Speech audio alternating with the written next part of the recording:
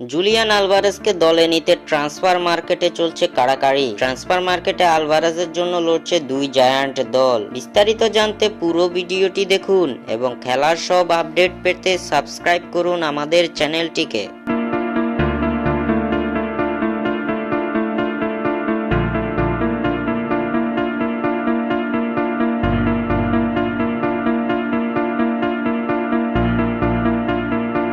Pep গার্দিওলার অধীনে বেশিরভাগ সময়ই কাটাতে হচ্ছে বেঞ্চে, তাই তো আসন্ন নতুন মৌসুমে এবার ম্যানচেস্টার সিটি ছাড়তে চলেছেন আর্জেন্টাইন তারকা জুলিয়ান আলভারেজ। এখন প্রশ্ন হলো, ম্যান সিটি ছেড়ে কোন ক্লাবে যাবেন আর্জেন্টিনার বিশ্বকাপ জয়ী এই ফরওয়ার্ড? চলমান ট্রান্সফার উইন্ডোতে আদৌ কি ম্যানচেস্টার সিটি ছাড়বেন জুলিয়ান আলভারেজ, নাকি শেষ পর্যন্ত সিটিতেই থেকে যাবেন এই আর্জেন্টাইন? এমন সব প্রশ্ন ঘুরপাক খাচ্ছে গণমাধ্যমগুলোতে। জুলিয়ান আলভারেজের সিটি ছাড়ার খবরের পরপরই তাকে দলে নিতে মাঠে নেমে গেছে অ্যাটলেটিকো মাদ্রিদ, পিএসজি ও চেলসি। তবে সবার চেয়ে এই দৌড়ে এগিয়ে আছে পিএসজি। তারকা এই ফরওয়ার্ডকে যে কোনো মূল্যে দলে বেরাতে চায় পিএসজি। জানা গেছে এ নিয়ে ম্যানচেস্টার সিটিকে প্রস্তাবও পাঠিয়েছে ফরাসি জায়ান্ট প্যারিস সেন্ট জার্মাইনরা। আর্জেন্টিনার বিশ্বস্ত সাংবাদিক গাস্তন ইদুল জানিয়েছেন, জুলিয়ান আলভারেজের জন্য ম্যানচেস্টার সিটির কাছে 60 মিলিয়ন ইউরোর বেশি একটি আনুষ্ঠানিক প্রস্তাব পাঠিয়েছে প্যারিস সেন্ট জার্মেইন। অন্যদিকে অ্যাটলেটিকো মাদ্রিদও আর্জেন্টিনার এই তারকার জন্য এটি বিড করেছে। তবে পিএসজি দেওয়া প্রস্তাবটি